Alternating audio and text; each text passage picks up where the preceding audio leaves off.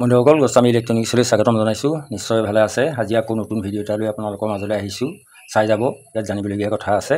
আজি মই মোবাইলৰ ওপৰত ভিডিঅ' এটা বনাম। আগতে মই ইনভাৰ্টাৰ ওপৰত ভিডিঅ' এটা বনাই গৈছিলোঁ, কেনেকৈ বেয়া বতৰত ইনভাৰ্টাৰ অফ কৰিব লাগে নালাগে ইত্যাদি।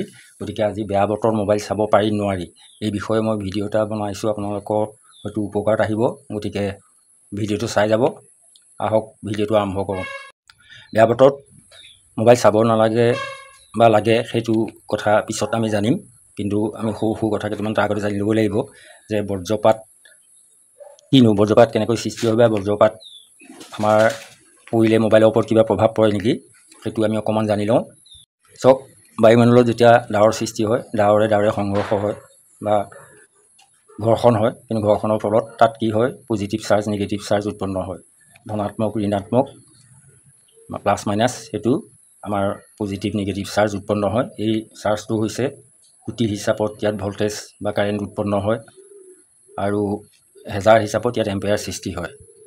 মন কৰক, আমাৰ ঘৰুৱা যেতিয়া যিকোনো বস্তু আমি চুলে আমাৰ 1 এম্পেয়াৰ যেতিয়া আমি চক পাওঁ, তেতিয়াই আমাৰ মানুহৰ মৃত্যু ঘটিব পাৰে। আমাৰ মানুহৰ 30 মিলিএম্পছ ইমানলৈকে আমাৰ বৈদ্যুতিক চক সহ্য কৰিব পাৰে, কিন্তু তাৰ ওপৰত নোৱাৰে। তাৰমানে 1000 মিলিএম্পছত 1 এম্প হয়।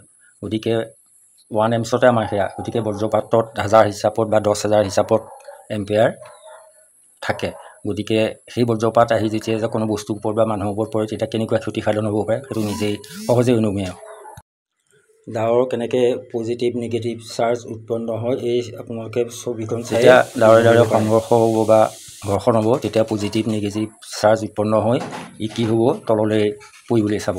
তললৈ পৰিবলৈ চালে ই সদায় আৰ্থিং বিচাৰে, মানে নিগেটিভ বিচাৰে। ই আৰ্থিং, পানী, মাটি এইবিলাক য'তেই আহি থাকোঁতে ওচৰত পাব তাতে পৰিব। যেনেকৈ ধৰক ওখ গছজোপা আছে, ওখ গছজোপা মাটিৰ পৰা ই গছজোপাৰ আগত আৰ্থিংটো আছেগৈ, গতিকে সি পটককৈ সি ওখ গছজোপাতে পৰিব। আমি সকলো জানোৱেই যে গাজনি বিজুলী বতৰত আমি ওখ গছৰ তলত বা মাটি পানী এইবিলাক বাহিৰত থাকিব নালাগে। যিকোনো বৈদ্যুতিক খুঁটা বা টাৱাৰ এইবিলাকত আমি আশ্ৰয় ল'ব নালাগে। গতিকে এইখিনি কথা জানোৱেই, কিন্তু কথা হ'ল কি, বেয়া বতৰত আমি মোবাইল চালে বিপদ আছে নেকি বা ইয়াৰ ক্ষতি হ'ব নেকি মানুহৰ, এই বিষয়ে হয়তো আমি বহুতে জানো বা নাজানো, বহুতে নাজানিবও পাৰে। গতিকে এই বেয়া বতৰত মোবাইল চোৱা নোচোৱাক লৈ বহুতৰ মনত শংকা আছে। গতিকে মই আজি সেই শংকাখিনি দূৰ কৰি দিম। গতিকে আপোনালোকে ভিডিঅ'টো স্কিপ নকৰাকৈ চাই যাব। ভিডিঅ'টো কোনো স্কিপ নকৰিব, চাই যাব, তেতিয়া বুজি পাব। আচলতে বেয়া বতৰত মোবাইল আৰু বজ্ৰপাতৰ ইয়াৰ কিবা সম্পৰ্ক আছে নেকি, সেইটো বিষয়ে আমি জানি ল'ব লাগিব। বজ্ৰপাত হৈছে, যেতিয়া বজ্ৰপাত উৎপন্ন হ'ব, তেতিয়া সি ডাইৰেক্ট চিধা চিধি সি আমাৰ মাটিলৈ আহিব বা পৃথিৱীৰ মাটি স্পৰ্শ কৰিব। কিন্তু মোবাইলৰ ছিগনেলটো আমাৰ ডাইৰেক্ট আমাৰ ওচৰলৈ নাহে। ই মোবাইলৰ ছিগনেলটো যাব ছেটেলাইটৰ পৰা ডাইৰেক্ট টাৱাৰলৈ, মোবাইল টাৱাৰলৈ যাব, মোবাইল টাৱাৰৰ পৰা আমাৰ মোবাইললৈ আহিব, ছিগনেল পঠিয়াব। কথা হ'ল কি, এতিয়া এই মোবাইলৰ ৱেভে মানে তৰংগই বজ্ৰপাতক টানি আনিব পাৰে বা আকৰ্ষণ কৰিব পাৰে নেকি? যদি টানি আনিব পাৰে তেন্তে নিশ্চয় আমাৰ কাৰণে বিপদ, কিন্তু টানি আনিব পাৰে নোৱাৰে। এই ছিগনেলটো আমাৰ কিমান শক্তিশালী মোবাইলৰ, সেই কথাটো জানিব লাগিব। কিন্তু মই আপোনালোকক জনাইছোঁ, মোবাইল ছিগনেলৰ লগত বজ্ৰপাতৰ কোনো সম্পৰ্ক নাই। ই এটা বেলেগ ৰাস্তাত আহে মোবাইলৰ ছিগনেল, বজ্ৰপাতো এটা বেলেগ ৰাস্তা। গতিকে ই কেতিয়াও মোবাইলে বজ্ৰপাত টানিব নোৱাৰে বা বজ্ৰপাতক আকৰ্ষণ কৰিব নোৱাৰে। কিন্তু কথা হ'ল কি, তাতো কথা আছে, কিন্তু ই হয়তো বজ্ৰপাত আকৰ্ষণ কৰিবও পাৰে। সেইটো আপোনাৰ ওপৰত নিৰ্ভৰ কৰিব, আপুনি মোবাইলটো কেনেকৈ চলাইছে, ক'ত চলাইছে, সেইটোৰ ওপৰত নিৰ্ভৰ কৰিহে ই বজ্ৰপাতৰ ক্ষতিৰ আশংকা থাকে। গতিকে মোবাইলটো বেয়া বতৰত চাওঁতে আপুনি বজ্ৰপাতৰ পৰা বাচিবলৈ হ'লে কিছুমান কথাৰ ওপৰত ধ্যান দিব লাগিব, আৰু তেতিয়াই আপুনি মোবাইলটো চলাব পাৰে। বেয়া বতৰত গাজনি বিজুলীত আপোনালোকে কেতিয়াও বাহিৰত মোবাইল নচলাব বা নাচাব, ইউজ নকৰিব বেয়া বতৰত। যেনে ধৰক আপুনি বাহিৰত এনেকৈ চাদৰ ওপৰত উঠিও আপুনি মোবাইল নাচাব। বাহিৰত লৈ যাওঁতে বেয়া বতৰত গৈ আছে ধৰক ৰাস্তাত, আপুনি মোবাইল নাচাব। গছৰ তলত পানীৰ সংস্পৰ্শত থাকিলে কেতিয়াও মোবাইল বেয়া বতৰত আপোনালোকে ইউজ নকৰিব, বন্ধ কৰি থ'ব, কাৰণ সেই সময়ত চোৱাটোহে অতি মাৰাত্মক। কাৰণ কেলৈ, এটা কথা আপোনালোকে জানিব, মোবাইলে কেতিয়াও বজ্ৰপাত আকৰ্ষণ কৰিব নোৱাৰে। গতিকে বজ্ৰপাত মোবাইলত পৰাটো মানুহজনৰ ওপৰতহে নিৰ্ভৰ কৰিব। বজ্ৰপাত এনেই পৰিব, মোবাইলটোলৈ বুলি বজ্ৰপাত নপৰে। কাৰণ কি চাওক আপোনালোক গৈ আছে বাহিৰত, গতিকে আপোনালোকে মাটিত আৰ্থিং পাইছে, বৰষুণৰ বতৰত তিতিছে, গতিকে বজ্ৰপাত সেই সময়ত আপোনাৰ ওপৰত আপুনি মোবাইল চাই থাকিলেও নাথাকিলেও আপোনাৰ ওপৰত পৰিব।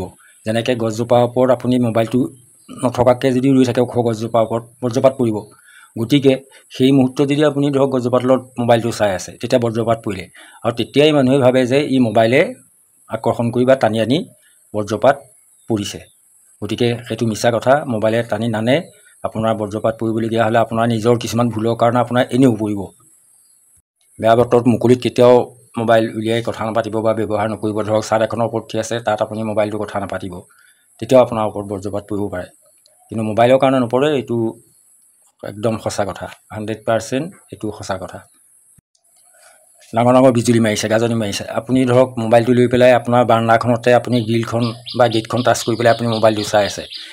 সেই আপোনাৰ যোগেদি গ্ৰিল বা গেটৰ মাটিৰ যিটো আমি আৰ্থিং পোৱা বুলি কওঁ, মাটিৰ সংস্পৰ্শ পোৱাটো আপোনাৰ যোগেদিহে হৈ আছে, মোবাইলৰ যোগেদি নহয়। গতিকে আপোনাৰ সেই সময়ত যদি মোবাইলটো হাতত নাথাকেও তেতিয়াও হয়তো আপোনাৰ গাত বজ্ৰপাত পৰিব পাৰে, কিন্তু মোবাইল নথকা অৱস্থাটো।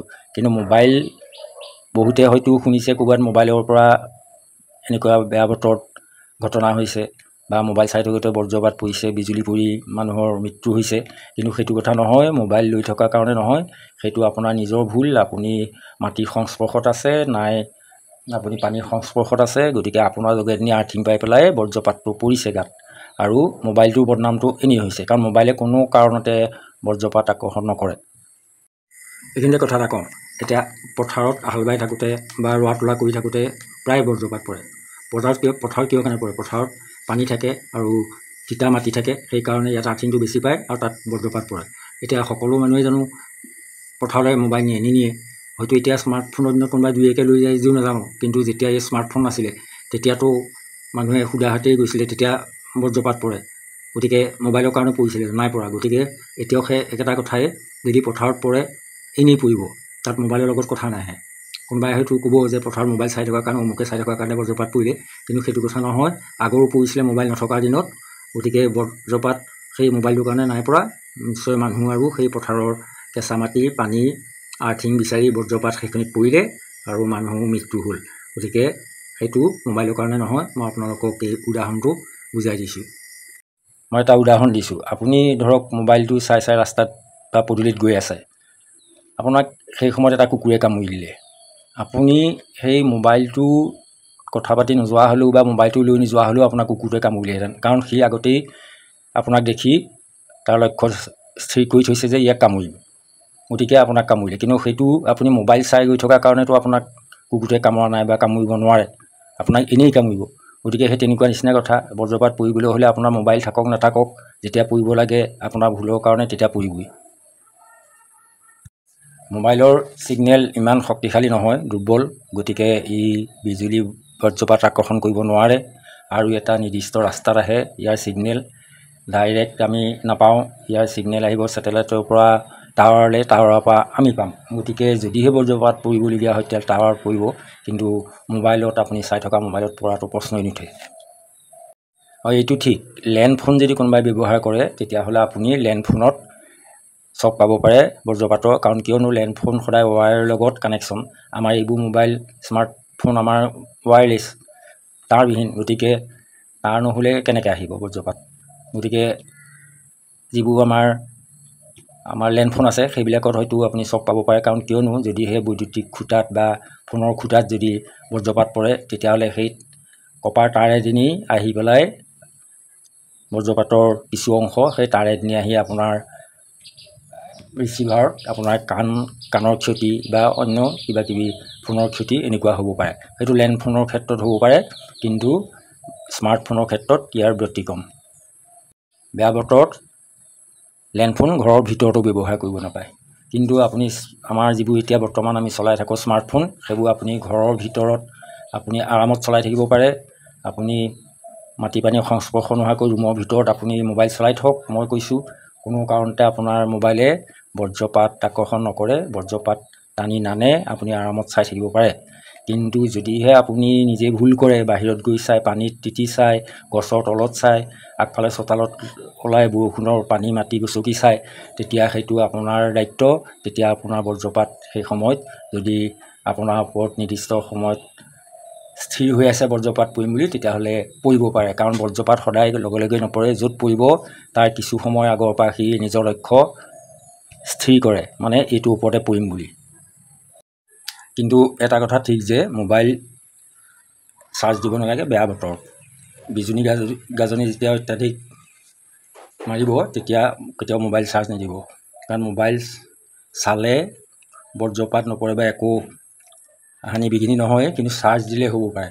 কাৰণ কিয় চাৰ্জ দিলে হ'ব পাৰে, আমাৰ চাৰ্জটো বৈদ্যুতিক তাৰৰ যোগেদি আমাৰ কাৰেণ্ট আহি পেলাই মোবাইল চাৰ্জ দিয়া হয়। গতিকে যদি লাইটৰ খুঁটাত বা লাইটৰ তাৰত যদি বজ্ৰপাত পৰে, তেতিয়াহ'লে বজ্ৰপাত আমাৰ সেই তাৰেদি আহি আমাৰ ঘৰত আমাৰ লাইটৰ বৰ্ডত প্ৰৱেশ কৰিব পাৰে আৰু তাৰপিছতে মোবাইল চাৰ্জাৰৰ যোগেদি মোবাইললৈ আহিব পাৰে।